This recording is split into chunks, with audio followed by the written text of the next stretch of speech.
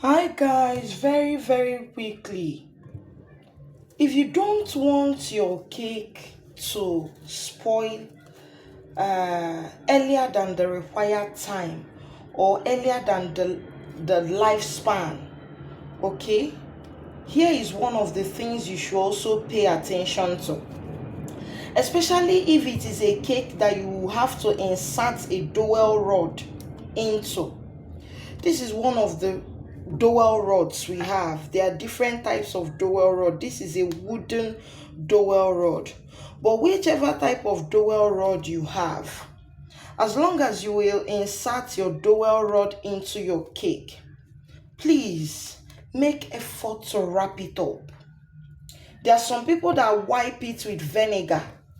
Okay, it's okay to wipe with vinegar, but I think it's safer to wrap it up inside into your cling film. Just wrap it. Just wrap it. Can you see? You see the way this is wrapped? You cut off this place, cut off this place, twist the edges, and you insert into your cake. This is safer. Please take notes. Cheers.